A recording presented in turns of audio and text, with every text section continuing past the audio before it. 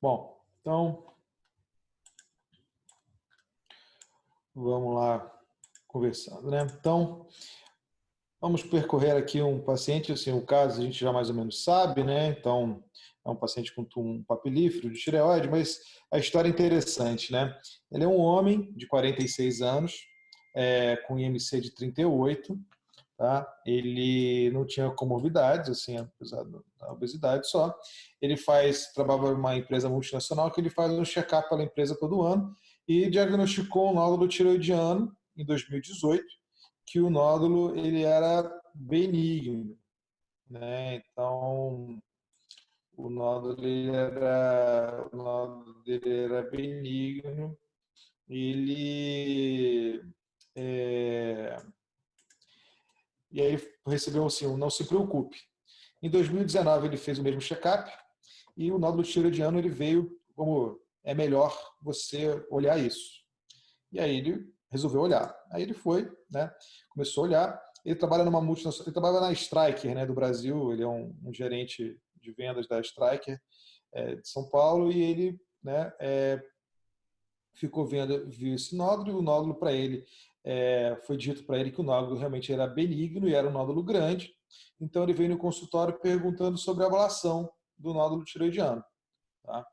E aí ele só tinha o ultrassom da tireoide e tinha um exame de sangue da tireoide com a função com a função da tireoide normal. E aí o ultrassom dele era esse aqui, era um nódulo misto, né? Tinha uma área líquida no meio, uma área líquida no meio e tinha uma área isoecóica. Era aí que tem um pessoal ainda que ainda não entrou. Peraí, que tem hoje? Tem mais gente aqui querendo entrar. Peraí, meu Deus. Tem que ser um cara de multimídia mesmo. Peraí.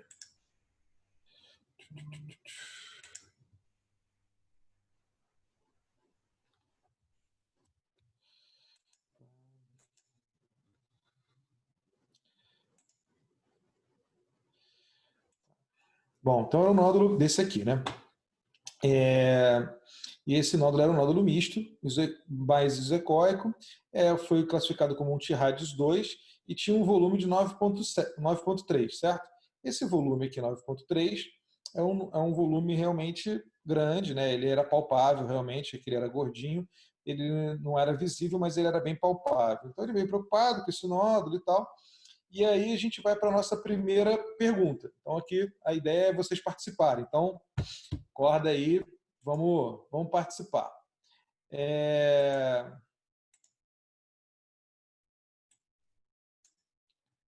Vocês estão vendo aqui o poll? Espera aí.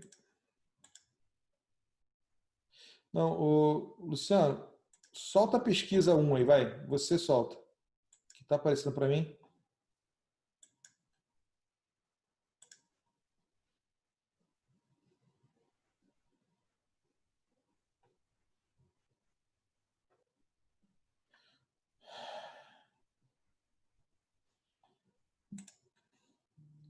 Então, pessoal, vamos aqui, ó, pergunta 1 do ultrassom. Você consideraria esse nódulo aqui, uma vez sendo benigno, vocês considerariam esse nódulo aqui uma indicação para radiofrequência? Você não gosta da modalidade, tá? Ou você não tem interesse, não tem certeza se esse caso é um bom caso de radiofrequência? E a segunda pergunta, assim, se você faz o seu próprio ultrassom, certo? Se você faz esse próprio ultrassom. Responderam aí? Libera aí a resposta, Luciano.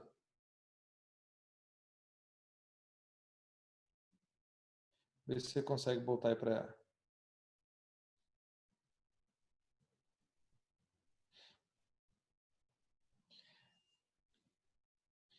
Isso, muito bom.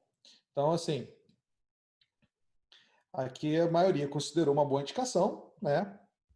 E alguns não têm certeza se isso é um bom caso exatamente para a radiofrequência. E metade faz ultrassom, metade não faz. Então, isso é uma coisa importante, que você começa a avaliar e começa a ver isso.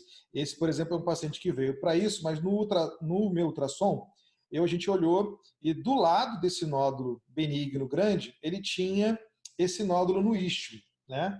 Que era um nódulozinho um pouco quadrado, era bem no istmo, tinha microcalcificações, estava bem na beiradinha da cápsula, né, porque era istmo, e era um nódulo hipoecóico, né? Então, ele no TIRADS, ele fazia 12 pontos do TIRADS. Então, a gente partiu para a punção desse nódulo. Então, você vê, a gente puncionou o nódulo, né, o grande, por exemplo, né, para ter certeza, e puncionei esse pequenininho. E aí, sem surpresas, né? Realmente veio o nódulo, esse nódulozinho pequeno, ele veio um Bethesda 5, certo? Luciano, libera a outra pesquisa, a outra pergunta.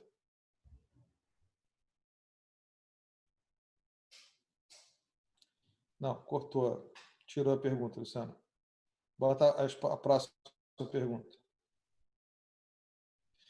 Isso. Nas punções, lá em cima, tá vendo, gente? Lá em cima tem um negócio de polls, pesquisa, perguntas.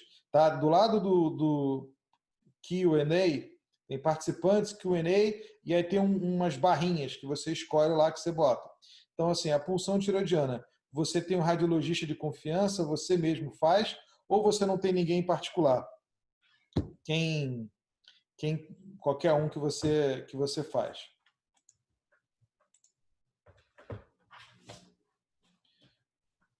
Libera aí, Luciano.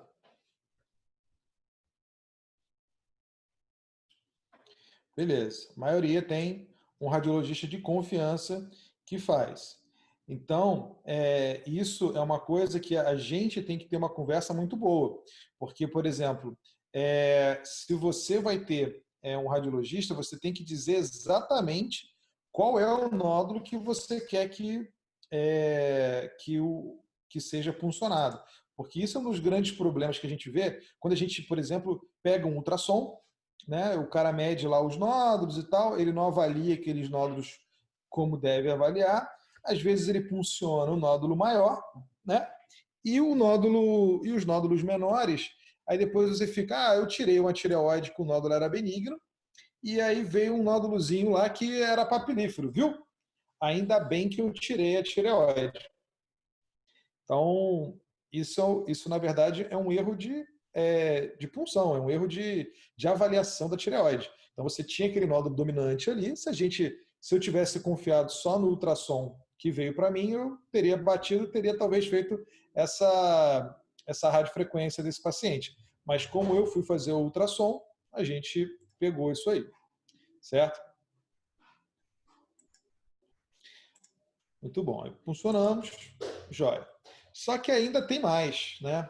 Então, nesse paciente, ainda fazendo o ultrassom cervical desse paciente, uma vez que esse nódulo era feio, resolveu funcionar, a gente faz também o ultrassom cervical. E a gente viu que tinha esses linfonodos aqui, certo? Tinha os linfonodos no nível 6, abaixo da tireoide, que eram linfonodos um pouquinho aumentados. Luciano, libera a outra pergunta aí. Isso também é uma coisa importante.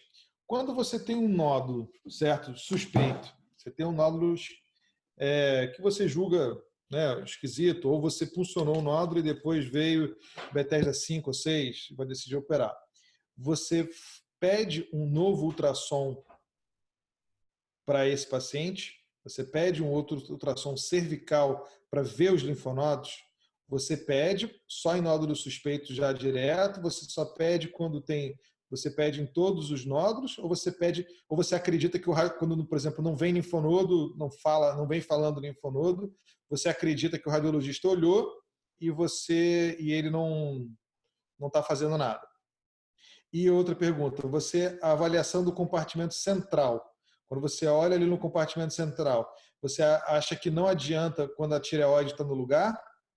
Ou você acha que vale a pena antes da cirurgia? Ou não adianta você ficar procurando linfonodo no compartimento central? Ou você acha que vale a pena olhar antes da cirurgia para você se programar?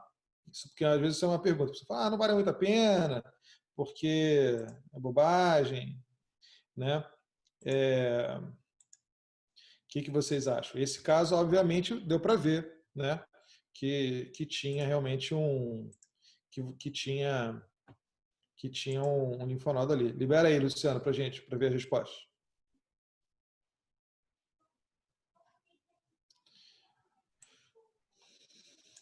Tudo bem. A maioria só pede realmente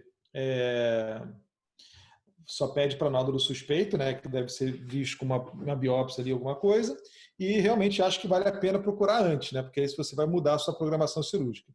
Também acho. Eu acho que isso também é uma boa prática. Bom, então assim, nesse momento a radiofrequência foi descartada, né, então a gente passou para a opção para a cirurgia, certo? E aí, qual cirurgia que a gente faria? Qual cirurgia que a gente escolheria? Luciano, solta aí. Solta aí.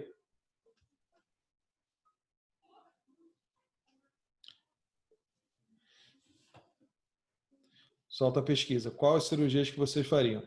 Tireoide parcial e vocês faziam só congelação do linfonodo? Fariam tireoidectomia parcial com esvaziamento do nível 6, como os asiáticos fazem?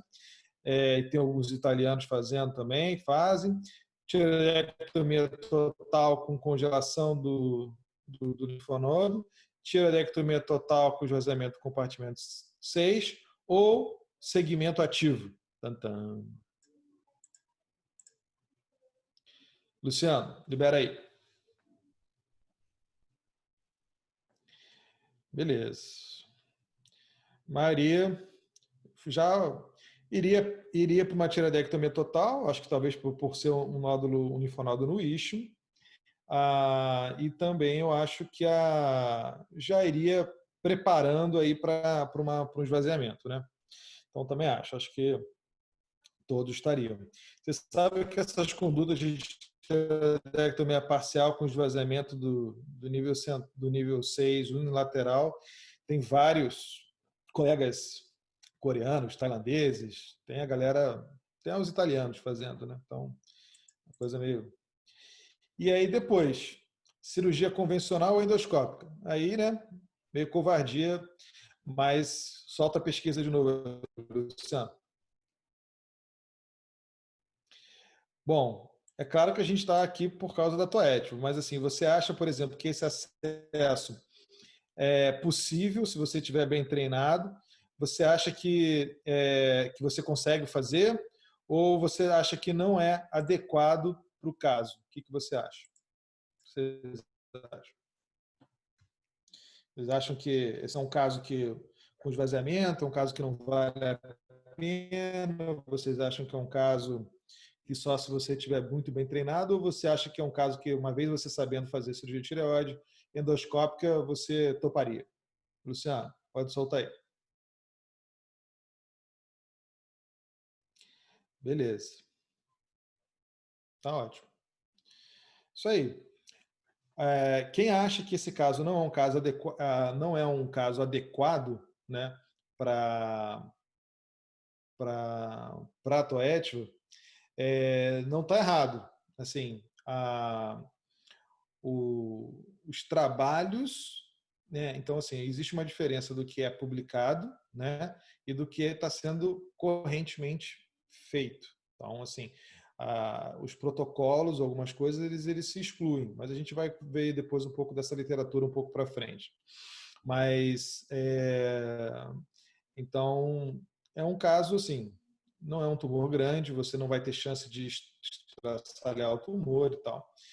Então, assim, claro que para discussão, a gente realmente resolveu fazer a cirurgia endoscópica. Então, está aqui, né, essa visão logo do istmo, a gente já seccionou o istmo, já tirou o lobo aqui piramidal, Então, logo aqui embaixo da pinça harmônica, a gente tem... Deixa eu... Aqui, ó, é o cricotireoideu, certo? Membrana cricotireoide. Aqui é o tumor, certo? Aqui a musculatura é o esternoioide, né? E o esternotireoide está aqui por baixo, certo? Então, a gente está tracionando aqui e a gente vai luxar esse lobo todo para cá, certo? E foi feito, então, a antireoidectomia total com esvaziamento do nível 6. Essa aqui é a peça. Então, vocês veem que é uma peça que fora ela sair partida no istmo, né? Então, assim, fora ela ser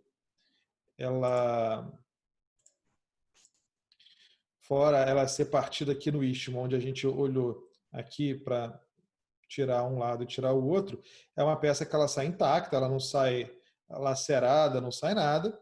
E esse aqui é o esvaziamento. É um esvaziamento, tudo bem que ele era gordinho e tal, mas vocês veem que é um esvaziamento bastante considerável, né? Aqui a gente esvaziou também um lado e o outro, né? Um lado tinha um esvaziamento também central, do compartimento central do nível 6, mas assim a gente faz dividido de um lado e do outro. Então aí veio a peça.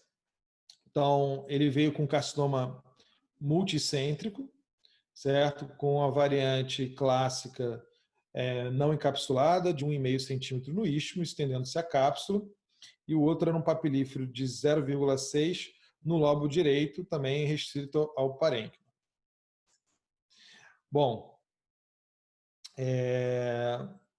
ainda assim na peça. Então, não tinha extensão extratiroidiana, as margens cirúrgicas foram todas livres, ele não tinha invasão vascular, não tinha invasão linfática, ele tinha invasão perineural no nódulo do istmo, então, que é um critério de pior prognóstico.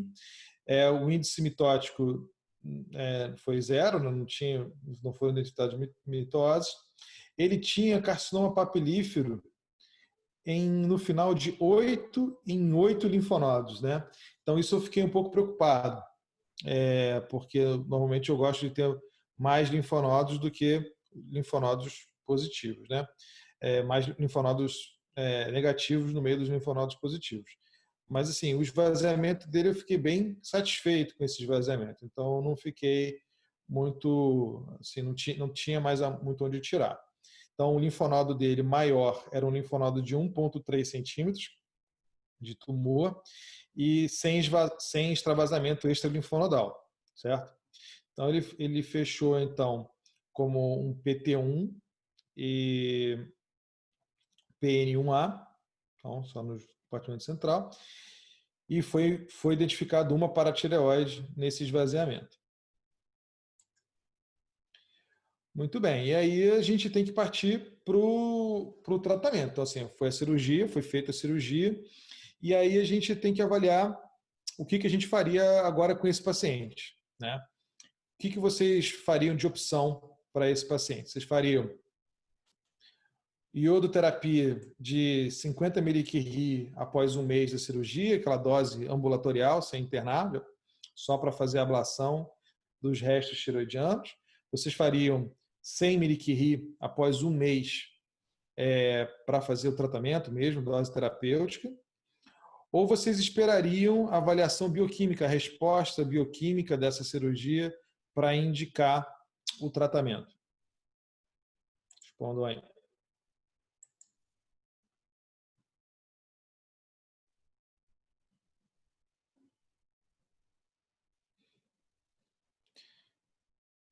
Vamos, pessoal? Beleza. Pô, que bom. Feliz. Então, a maioria também esperaria a avaliação bioquímica desse paciente. Concordo que não estaria errado fazer. Assim, eu acho que a endócrino que acompanhava o paciente, eu tive que também falar bastante com ela, que ela já queria encaminhar para o... Ela não queria começar nem a... Quando ela viu a biópsia, ela não queria nem começar, queria interromper na hora a reposição hormonal para fazer. Falei, não, a gente vai fazer isso com thyroid e tal, não sei o quê. Falei, então, vamos esperar, né? Então, tudo bem. Aí eu falei, vamos esperar para ver os exames e o que, que a gente vai ver. Então, esperamos a avaliação bioquímica. E aí o pós-operatório dele foi isso aqui. Então, ele operou em fevereiro, ele tinha esses exames anteriores, ele tinha, logo depois da cirurgia, ele ficou com 0,028, então estava muito baixo, eu passei para 0, eu deixei entre 0,1 e 1 o TSH dele. A primeira tiroglobulina dele, logo após a cirurgia, foi de 86. E a com. A, e logo depois, a segunda veio inferior a 0,20, ou seja, indetectável. Certo? Ele veio uma tiroglobulina indetectável depois dessa cirurgia. E aí? E agora? Fariam a iodoterapia de qualquer maneira? Não fariam iodo? O que vocês fariam?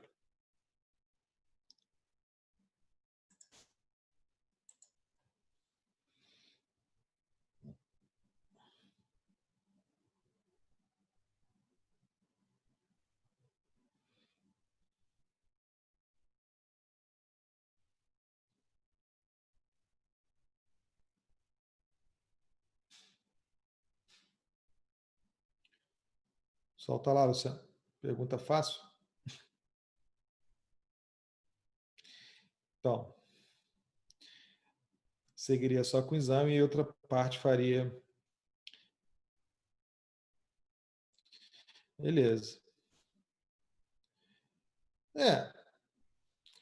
Mais gente faria o iodo de qualquer maneira, né? É engraçado, porque assim, se a gente esperou para ver a resposta bioquímica, a gente esperou para saber como é que foi a resposta com a cirurgia. Você tendo uma resposta bioquímica completa, né, num paciente desse, talvez a gente não precisasse fazer o iodo, certo?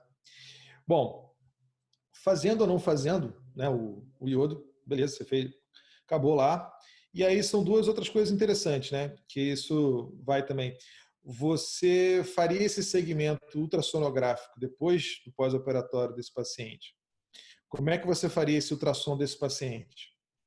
De 2 em 2 meses no primeiro ano e depois de 6 em 6 meses, de 4 em 4 meses no primeiro ano, depois de 6 em 6 meses, já faria logo de 6 em 6 meses, depois de ano em ano, ou você faria direto de ano em ano só com ultrassom? Como é que vocês fariam?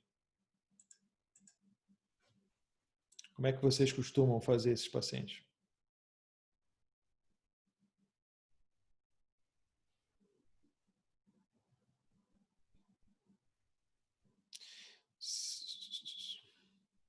Beleza. A maioria eu faria isso aí. Eu também faria no início eu faria de 4 em 4, depois eu faria de 6 em 6. Muita gente faria de 6 em 6 e depois de ano em ano. Eu acho esses 6 em 6 no primeiro ano, né, 2 vezes no primeiro ano e depois de ano em ano, eu faço realmente às vezes com aqueles papilíferos assim que não tem linfonodo, não tem nada, e assim eu também faria. Esses pacientes assim que eu quero ficar mais de olho, normalmente eu acompanho um pouquinho mais de perto, mas realmente eu não acho nada errado. Mas vocês veem o número de ultrassons que esse paciente faz. Então, isso eu acho a pergunta, na verdade, não foi nem para saber como é que é o seu follow-up, mas na verdade para vocês verem a importância do ultrassom, né? Então, para vocês verem que talvez ter o ultrassom como o seu exame no consultório, na clínica, talvez seja uma coisa a se pensar, né? Que vocês estão vendo que você acompanhando o paciente, você identifica esse nódulo que é o tumor suspeito, você acaba puncionando aquele paciente, esse nódulo, você acaba seguindo esse paciente, você acaba identificando e talvez você tenha, né, uma sensibilidade para esse diagnóstico um pouco maior do que às vezes um radiologista que não é que ele seja ruim, mas é porque ele tem um monte de exame para fazer. E às vezes aquele caso para ele não é, ele acha que é um caso tranquilo, ele não viu nada suspeito, então ele às vezes ele faz aquele exame um pouco mais rápido e às vezes passa por um detalhe que você podia ter visto. Então, assim, isso na verdade foi para levantar essa discussão sobre a possibilidade do ultrassom. Assim. E o segmento laboratorial, com que frequência vocês fariam? Luciano, solta aí.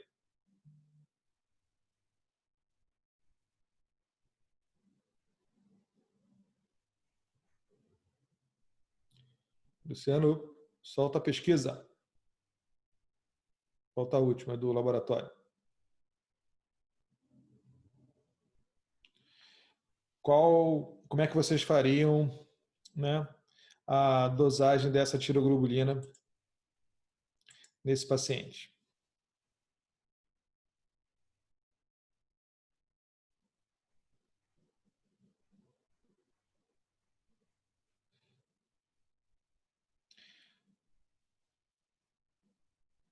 E aí, Luciano?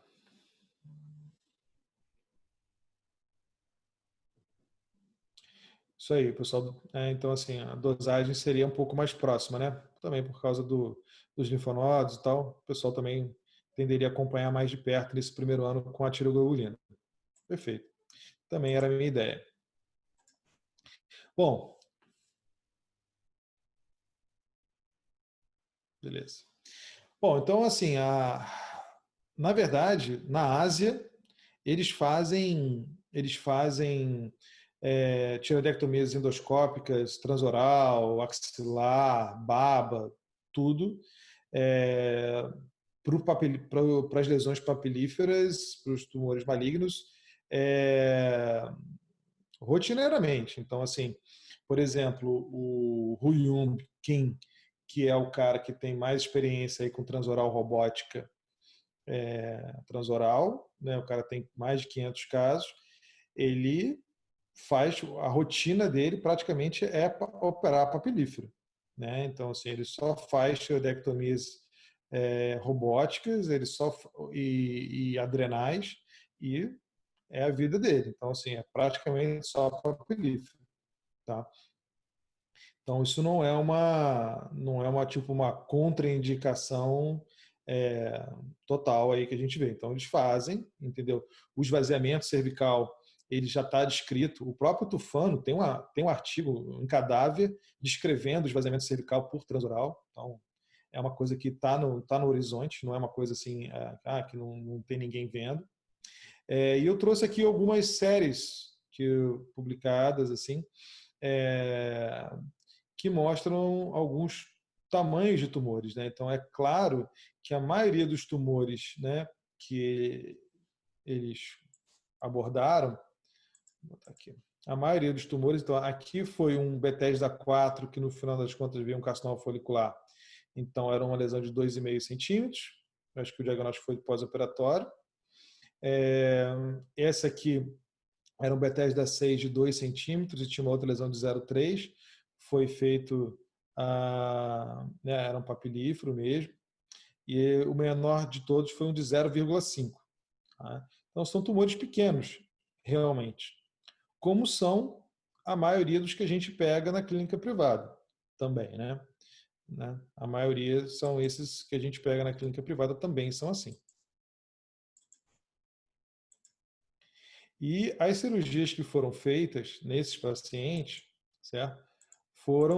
A maioria foram lobectomias, foram tratadas com lobectomias, poucas tireoidectomias totais. Reparem que o tempo das cirurgias, né, foi um tempo relativamente razoável, então não foram cirurgias necessariamente muito rápidas.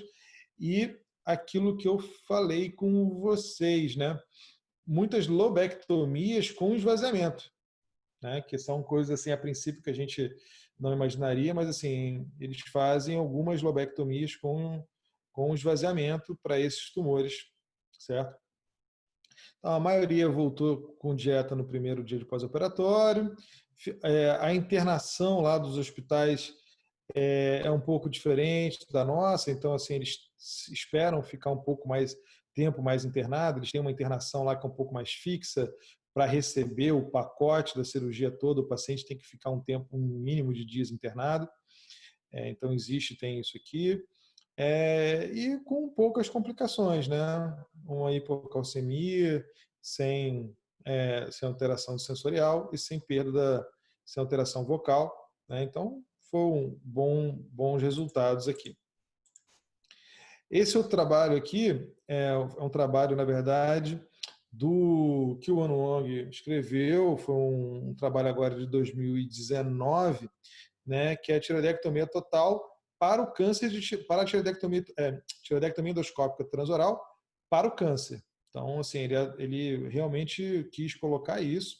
Então, o que vocês veem aqui, né, realmente, eles fazem os linfonodos, você vê, tem muitos casos de linfodenectomia com lobectomia, não são muitos casos, vocês olham aqui, e os trabalhos, eles ainda não estão mostrando, né, esse segmento. Então, como é uma técnica nova, então, esses pacientes, por exemplo, eles são pacientes que, esses trabalhos que a gente está mostrando aqui, é 2017, 18, 19, esse, se eu não me engano, é 2020. Então, esses trabalhos, vocês veem aqui na tabela, tudo trabalhos muito recentes, né? Então, esses trabalhos, eles têm um tempo realmente ainda que a gente vai ter que avaliar, na verdade, bom, a parte de recidiva, essas coisas, na verdade, funciona mais ou menos como todo tumor papilífero, né? Ele vai ter que ser acompanhado, sei lá, quase 10 anos. Mas, na verdade, o que eu vejo é que esses tumores papilíferos, né, assim, esses acessos endoscópicos, se a gente consegue mostrar, determinar que a tireoglobulina, que assim, a radicalidade que a gente consegue na cirurgia endoscópica é igual ou melhor do que a aberta, aí a gente pode estar mudando o jogo, né? Então, porque vocês veem, assim, quem já viu no curso e tal, vocês veem que a magnificação é uma coisa absurda. Então, eu te garanto que você é muito mais radical num ligamento de Berry do que você é numa aberta. É muito mais fácil você ver um linfonodo. O esvaziamento cervical pela toétiva, eu arrisco a dizer que é melhor do que o esvaziamento aberto. Por vários motivos, iluminação, posição, tamanho de incisão. Te garanto que o esvaziamento cervical é muito melhor na toétiva do que aberta. A cirurgia de tireoide é uma cirurgia muito boa, nós temos bons resultados com a cirurgia, mas a toétiva, ela te garante uma ressecabilidade da tireoide, que eu vou te dizer, é muito boa. Então, eu acho que se trata de uma opção realmente muito, muito válida. Então, eu queria deixar aqui. E aí eu quero deixar aberto. Acho que a ideia aqui é fazer breves apresentações, fazer uma pequena, mostrar alguma coisa diferente, interessante e abrir para vocês, entendeu? Que vocês participem, vocês façam perguntas, ou às vezes vocês no futuro tragam casos para a gente discutir. A ideia é a gente estar longe, mas está perto, né? Assim, a gente continuar vendo vocês e vocês começarem a fazer os seus casos. É isso que a gente quer. Então, eu quero que vocês participem, tragam suas experiências, né? O Fábio botou aqui uma pergunta que viu uma paciente da China que fez periareolar e no ultrassom ficou muito tecido tireoidiano. Então, o que acontece? O que eu vejo? Pessoal, as perguntas, deixa eu só dar aqui, ó. Tem um negocinho de perguntas, o Alexandre também botou pergunta, tem o Q&A, tá? O Q e A, que são as perguntas, e tem o chat. O chat deixa mais para falar mal de quem está apresentando, entendeu? Fala, pô, mas... Então, mas eu vou resgatar aqui as perguntas, mas eu boto tudo num lugar só. que aí fica mais fácil a gente não perder. Bom, deixar tecido, né? Eu acho, porque é covardia, né? A pele areolar é o baba, tá? O baba, ele é um excelente acesso, tá? Todo mundo que faz, os vídeos que eu já vi e tal, a exposição, a dissecção, até o esvaziamento cervical, ele é bem interessante. O baba, ele tem uma vantagem que é você consegue fazer igual a toética, você consegue fazer os dois lados iguais, né? Então você consegue fazer um lado e fazer o outro, né? Assim, sem ter muita dificuldade técnica de dois lados. E o baba, ele tem uma vantagem importante, que ele consegue fazer o esvaziamento lateral. Então, assim, se você tivesse uma coisa para falar do baba, é que ele te permite fazer o esvaziamento lateral. Não é fácil, mas dá para fazer. Fora isso, ele não é um acesso muito feito, né? Não é assim um acesso que ganhou massa, né? Não ganhou milhares de pessoas, entendeu? Ah, em relação assim, os acessos endoscópicos, porque mexe na mama, né? Aquelas coisas todas, não, não funciona muito bem.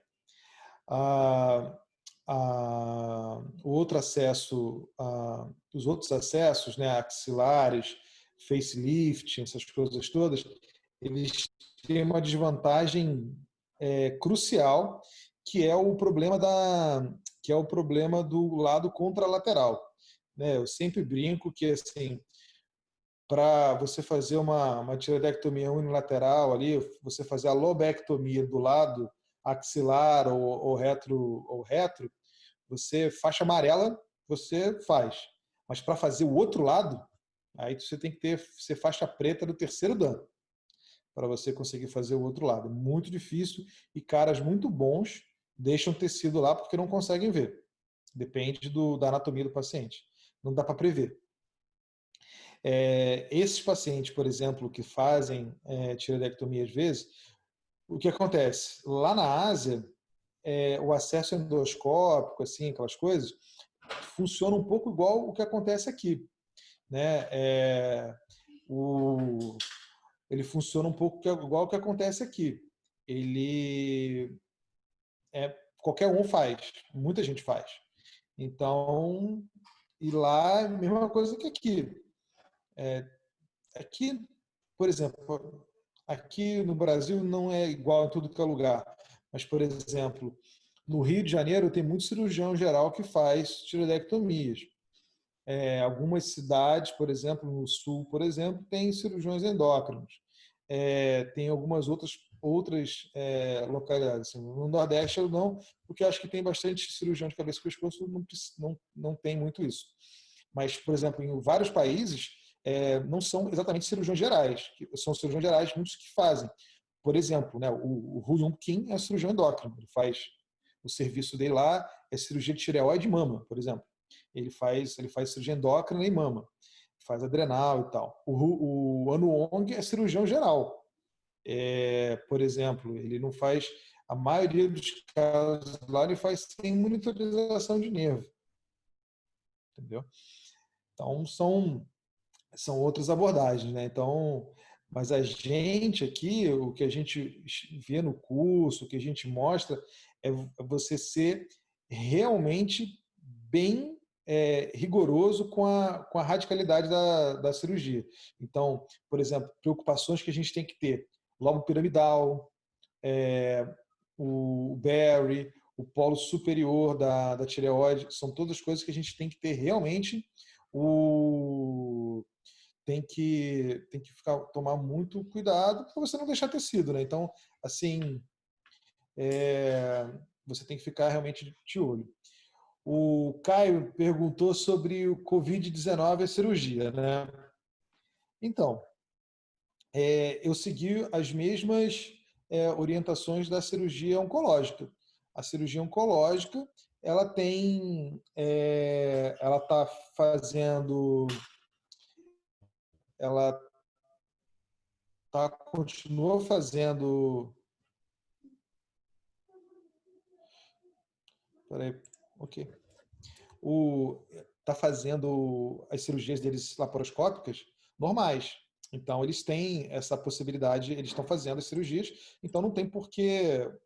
Tem os cuidados ali que eles têm que fazer, que é fazer, como é que se diz, colocar filtro daquele filtro de EPA do anestesista, eles adaptam aquele filtro à saída do gás. Eles colocam uma mangueira saindo do gás e colocam essa mangueira no filtro. E aí aquele gás fica filtrado ali e a princípio fica tudo normal. Tá? Então, assim, fora isso, não vejo, por exemplo, é claro, né? Vai operar uma tireoide benigna. Então, assim, mas, por exemplo, eu fiz alguns tumores papilíferos em pacientes nessa época, assim, eu operei uns 3 ou 4 cânceres já no Covid. Eu operei uma paratireoide, que a moça estava com dor, estava com 290 de PTH, se não me engano, estava com dor e tal, entendeu? Esperamos.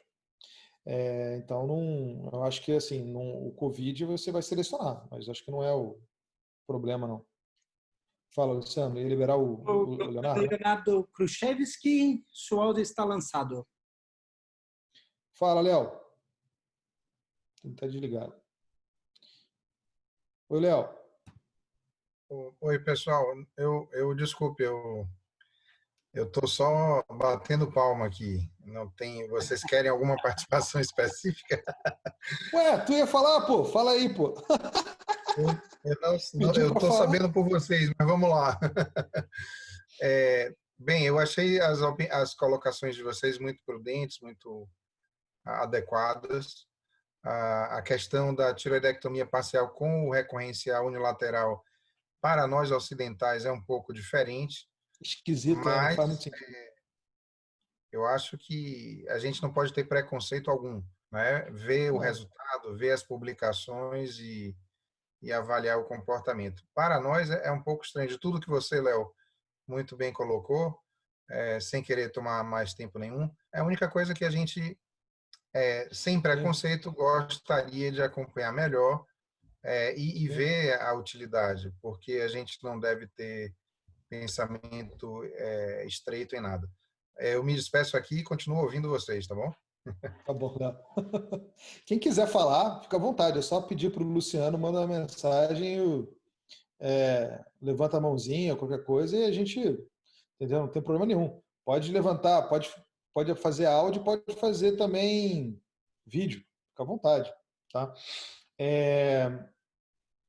Eu, por exemplo, esse negócio do compartimento central, eu sou um pouco meio quadrado, vou te falar.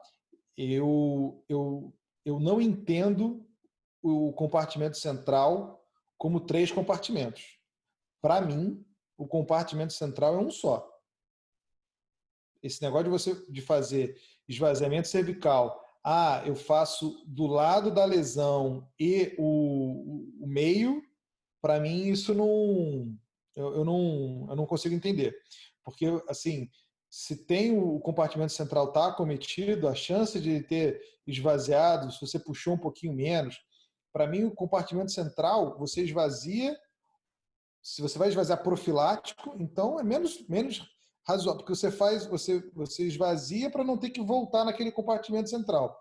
Se você não esvazia tudo, a chance você vai ter a chance de voltar num compartimento central que já foi mexido. Eu acho que é pior ainda. Mas se for esvaziar porque ele é positivo, for esvaziar ele eletivamente, eu acho que ele tem que ser esvaziado inteiro. Esse negócio de esvaziar um lado só para você diminuir hipopara, eu acho que tem que esvaziar quando tem indicação. Quando você tem indicação, você vai esvaziar. Porque senão, eu não entendo. Porque assim, eu não entendo qual é. Ok, o linfonodo, a cadeia principal, o linfonodo, o primeiro escalão que drena ali para aquele linfonodo. Falei, ok. Mas, por exemplo, esse caso que eu mostrei, por exemplo, era do isquio, certo? Era um de isquio. Mas que fosse um de lobo direito, ele fosse um pouquinho mais para o lado, lobo direito. Pô, dos 8 linfonodos que eu esvaziei, aquele esvaziamento todo, 8 eram positivos. Se eu tivesse esvaziado só um lado, entendeu? Para mim, não. Se eu vi que tinha que esvaziar, eu acho que tem que esvaziar o lado todo, tem que esvaziar o compartimento central todo. Então, assim, eu, por exemplo, eu não concordo com essa conduta deles lá, porque eu não entendo o compartimento central como direito e esquerdo. Eu entendo, se o cara, para mim, se o cara chegasse e falasse assim, ó, não, eu esvaziei, eu fiz a lobectomia, porque eu queria deixar o outro lado para a pessoa não ter que tomar remédio, mas eu esvaziei os dois lados. Tudo bem. Ah, eu dissequei o nervo abaixo da tireoide, fui lá e desvaziei aquele outro lado lá dali para baixo e deixei a tireoide em paz e desvaziei do lado. Falei, então, parabéns, tá ótimo. Aí para mim faz sentido. Agora, esvaziar um lado para não esvaziar o outro, eu não vejo sentido. Então, assim, mesmo que o cara, assim, talvez se o cara tenha menos recorrência, talvez, mas assim, eu não. Talvez aquele caso que você tenha um linfonodo de 10, um de 8, talvez. Mas eu não consigo, para mim, não consigo na minha cabeça entrar. Se eu vou esvaziar, eu vou fazer aquele esvaziamento que eu mostrei ali. Se eu não for esvaziar, eu não esvazio, tira a tireoide. Não sei, qual é a opinião de vocês aí disso aí? Aceito comentários. Né? Outra questão interessante também, que a gente vai, é minha ideia comentar mais para frente, é realmente preservação de paratireoide. As paratireoides, elas são muito bem individualizadas. Então, talvez seja uma das grandes vantagens dessa técnica, seja realmente as paratireoides. Então, talvez diminuir esse hipopara. Tá? Queria muito pedir, antes da pessoal começar a sair, essas coisas, eu queria muito que vocês dessem uma lida no grupo e depois respondessem o questionário, que é justamente para a gente poder trazer ideias de próximos temas, do que a gente quer. A gente hoje, por exemplo, está fazendo uma terça, mas, por exemplo, ver o dia que é melhor para todo mundo, o horário, eu já vi, por exemplo, ali que o horário bom é o finalzinho da noite, para mim também é o melhor horário. Esse horário para mim está ótimo. Tá? E aí, assim, para a gente ir escolhendo, ver o que vocês querem, qual é a melhor, por exemplo, se é caso clínico, se é uma aula, se é artigo, pode trazer um artigo. Eu vou botar nos grupos esse artigo, o último artigo do Ano Ong, esse artigo que ele colocou, ele é um artigo, assim, tem várias coisas que eu não concordo. E isso é muito interessante, porque assim, ele descreve muito bem a técnica, ele mostra como é que ele é minucioso, o resultado, ele mostra tudo.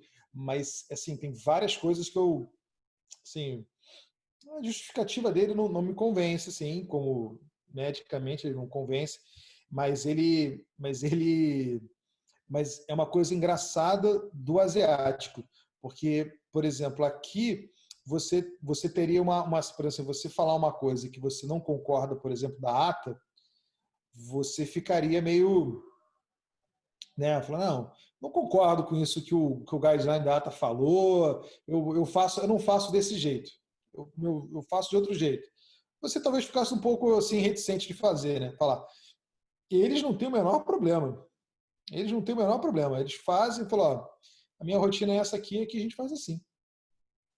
O Rui Umbi, né, a Marina foi também assistir lá o curso dele. Ele faz lobectomia para micropapilífero e faz um esvaziamento meia boca unilateral. Profilático, sim. Ele faz um profiláticozinho do lado. Ele não esvazia aquele compartimento lateral ali. Ele não faz ele. Esvaziamentozinho. Aí faz, assim, eu vi ele fazendo a semana inteira, ele faz mesmo, é a rotina dele. E ele fez no curso, ao vivo, na frente de todo mundo. E todo mundo, mas por que você faz e tal, não sei o quê? Pô, mas tem indicação? Aí eu faço. Então, assim, é, ele é um jeito diferente, né? O Fábio falou aqui, ó, caso clínico e vídeo de Toética, se possível. Beleza. Então, isso que eu quero ver com vocês. Então, assim, caso clínico, mostrando a indicação dos pacientes, essas coisas, eu acho legal. E eu acho, e assim, como a gente tem, por exemplo, 1 hora, e vocês são pessoas que, assim, estão querendo fazer, a minha ideia era fazer casos, por exemplo, vídeos menos editados. Fazer um vídeo mais comprido mesmo, entendeu? Para vocês verem a dificuldade, o tempo que demora. Porque às vezes, assim, um vídeo, por exemplo, de uma aula, que você tem que fazer 15 segundos um vídeo, você vai mostrar aquela manobra que você fez e deu certo, pá. Mas você não vai mostrar as 10 vezes que você tentou mexer a tireoide e não foi. Ou então a vez que você puxou e sangrou, né? Então, assim, eu como gravo muitos os vídeos das minhas cirurgias e recomendo que vocês gravem todas as cirurgias que vocês fizerem, nem que não seja para guardar todas as cirurgias. Porque eu sei que acaba, por exemplo, uma cirurgia de toética inteira, às vezes ficam 3 gigas. Então, assim, a não ser que você tenha um super HD externo e tal, essas coisas, às vezes eu sei que fica difícil. Mas, assim, grava a cirurgia, tipo, você operou durante a semana, e olha essa cirurgia no computador no final de semana. Com a cabeça fria, tomando uma cerveja, quietinho. Aí você olha de novo a cirurgia. Que aí você vai olhar essa cirurgia de outra maneira. Falei, poxa, tivesse feito assim, eu não devia ter feito isso. Pô, errei aqui, ó, demorei. Olha quanto tempo que eu perdi nisso aqui e tal. Isso ajuda pra caramba, é o seu controle de qualidade. Então, acho que vale bastante a pena, viu? Acho que se vocês puderem, salva. Eu acho legal guardar, eu guardo as minhas, para você olhar e guardar. Não, só opero e pronto. Tudo bem. Mas aí guarda, salva no pendrive e você olha de novo aquilo no final de semana, mais um pouquinho para frente, você olha de novo. Porque quando você for olhar aquilo de novo, você vai olhar melhor. Você vai olhar e, puxa, se eu tivesse feito isso, olha como é que eu perdi tempo aqui, olha, eu não estava puxando aqui, ou então uma coisa que é difícil, por exemplo, poxa, o seu câmera não está te dando campo direito. Isso é fogo, porque às vezes o seu câmera não é sempre o mesmo, o seu câmera não está tão empolgado com a cirurgia igual você. Então, às vezes é difícil, né? Então você tem que olhar, ver direitinho. Então, às vezes o cara não está te dando a câmera direito, você saber posicionar a câmera faz toda a diferença. Então, assim, poxa, eu quero ver isso aqui. Aí você vai, pega a mão dele, bota aqui, ó, me mostra isso aqui. E aí você faz a cirurgia. Isso faz muita diferença. Então, você olhando, às vezes, pô, olha só a câmera. O nervo aqui ficou no cantinho o tempo todo. O cara ficou olhando para o meio da tireoide e onde eu estava dissecando estava na pontinha, eu estava vendo a minha pinça, sabe? Esse tipo de coisa. Então, acho que vale bem a pena olhar de novo, ver com calma, no momento que você não esteja mais fazendo a cirurgia. Salvem os vídeos e aí tragam para a gente. Pega o vídeo, traz para a gente, pode cortar uns pedaços do vídeo, que é fácil hoje em dia, né? Você pega até no YouTube você corta o vídeo e aí você corta o vídeo e traz para a gente. Fala, pô, olha só, fiz isso aqui, olha só, ficou difícil, puxa, sangrei, pô, olha o tempo que eu perdi com essa jugular aqui anterior, puta, entendeu? Como é que eu faço para fazer esse jeito mais rápido? Esse tipo de coisa que eu acho que vai valer a pena para vocês, entendeu? E assim, não esqueçam, o curso é sobre novas tecnologias. Então, não é sobre software optoético. Então, radiofrequência, ultrassom, se quiser que a gente fale sobre drogas novas de carcinoma de tireoide, anaplásico, não sei. A gente está sempre aberto, a gente pode sentar e trazer alguém para falar, chamo alguém. Esse negócio online aqui, por exemplo, se vocês quiserem, eu marco com o Anuong para o Anuong vir falar com a gente. Falo com ele, falo assim, ó, Anuong, o pessoal quer saber por que você esvazia um lado só e tal, não sei o quê. E aí a gente, pô, chama ele vem, pô, vem aqui, fala com a gente aqui numa boa. Então, o Rui Yumbi, ele mostra uma robótica para a gente, acho que não tem problema nenhum. E acho que a gente pode muito bem ver um dia e fazer. Então, depende muito do que a gente for querer fazer, tá? Vocês é que mandam, vocês que decidem aí, tá bom? Mais alguma pergunta, galera? Querem fazer alguma coisa? O que vocês... Estamos aí.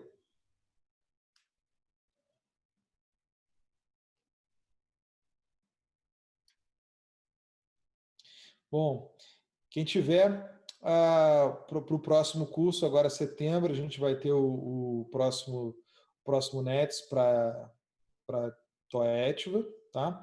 Então, a gente vai ter o próximo curso, a gente está sempre querendo melhorar, então a gente está sempre tentando ver novas maneiras, novas coisas, então o feedback de vocês é muito bom. Essa é uma maneira aqui que a gente começou a fazer, principalmente para eu saber, para eu ficar de olho em quem já fez o curso, quando é que já começou a fazer cirurgias, que eu quero saber, né? Ó, pô, Léo, comecei, já fiz a primeira, pô, levei uma surra, pô, não sei o que, entendeu? Eu quero ouvir de vocês isso aqui, eu quero que vocês estejam, entendeu? Porque, assim, fácil não é. Não é. Então, por exemplo, eu contei para vocês, né, minhas primeiras cirurgias que eu fiz aqui no Rio, para vir me ajudar. A gente fez 2 toéticas e uma radiofrequência no dia. Ele queria ver radiofrequência, eu queria ver toética. Ele falou, ok, eu marquei 2 tireoidectomias totais e uma radiofrequência. A gente começou 8h30, 9 horas da manhã a operar, acabamos 11 horas da noite. Então, assim, todo mundo morto, moído, não aguentava mais, mas é uma oportunidade. Então, a gente tenta, demora. As primeiras cirurgias realmente demoram. Mas ontem, por exemplo, a Marina, eu estava em Brasília com a Marina, pô, a Marina fez tireoidectomia, fez uma total, 2 parciais, fizemos 3 toéticas, a gente começou 7 horas da manhã, 3h30, 4 horas da tarde, a gente tinha acabado às 3. Então, né, um dia de trabalho, 3 tireoides. Então, assim, um horário muito bom, né? E acorda anestesista e tal, não sei o quê, e filma. E, então, assim, eu acho que a curva de aprendizado, tempo cirúrgico, é uma questão de tempo, tá? Eu acho que vamos ter boas coisas pela frente, tá? Bom, galera, se cuidem, olha o Covid, qualquer coisa precisando aí, manda mensagem. De preferência, mandem no grupo, porque às vezes eu acho que é legal todo mundo se falar, né? Então, assim, um começa, um tem a dificuldade, pô, aqui não libera não sei o quê, eu não consigo fazer assim, entendeu? Então, eu queria muito que todo mundo se falasse, fala no grupo mesmo, porque é para a gente se falar, é para o pessoal criar intimidade mesmo, entendeu? Podem se falar no grupo e preencham lá o formulário que eu quero preparar as próximas para a gente aí, tá bom? Um grande abraço. Luciano, quer se despedir aí? Boa noite a todos. Tivemos uma grande participação hoje de amigos da América do Sul. Todos vocês são bem-vindos a nossos eventos e haverá uma atividade a cada 2 semanas, Léo. A cada 2 semanas que precederá nosso evento. Eu botei lá na pesquisa, já tem 6. A maioria que até agora está mensal, está 50%. Tem uma pessoa que quer a cada 2 meses e uma que quer semanal. Eu perguntei se quer semanal, quinzenal, mensal ou bimensal. Eu vou perguntar novamente nos grupos. Não, tá lá para os caras responderem, que aí o pessoal responde e aí fala. Aí, entendeu? Porque, assim, às vezes também eu entendo, às vezes a pessoa já tem essa aqui já tem outra e tal, tudo bem. Mas a ideia é trazer coisas interessantes. E aí, por exemplo, pode fazer a discussão de artigo, que é só artigo, quiser trazer o vídeo, entendeu? Eu acho, não vejo nenhum problema. Discussão de ultrassom é um negócio legal. E, por exemplo, e como vocês viram aqui, por exemplo, se a gente tiver menos de 20 pessoas, por enquanto, né, nem todo mundo consegue vir. Teve uma turma, vai ter a outra. A gente pode fazer até em modelo de reunião, porque aí todo mundo se fala, se vê, né, e tal, não sei o quê, acho que não tem muito problema. Que o Zoom dá para fazer reunião até de 100 pessoas, né? Fica meio zoneado, meio assim, as telinhas ficam muito pequenas, né? Fica meio assim, mas por mim acho que não tem problema, não. Vamos fazer em Gosto reunião. das pessoas ouvirem também. Então, acho que dá para fazer reunião, não precisa ser nada formal, webinar, se inscrever. Mas a reunião do grupo, entendeu? Faz a reunião do grupo e todo mundo, entendeu? E a gente faz. Se quiser, a gente poderia, de repente, cadastrar essas pessoas que vão entrando e a gente faz a reunião. Igual minha filha. Minha filha faz reunião com o Zoom com as amigas dela na quarentena. Clica um botão e chama todas as amigas ao mesmo tempo. Então, né? Muito bom, pessoal. Bom descanso, boa noite aí a todos. Obrigado pela participação. Aguardo vocês aí e a gente vai decidir nos próximos. A gente avisa vocês aí de acordo com as respostas do questionário. Boa noite a todos. Se cuidem aí do Covid. Um abraço, Luciano. Tchau.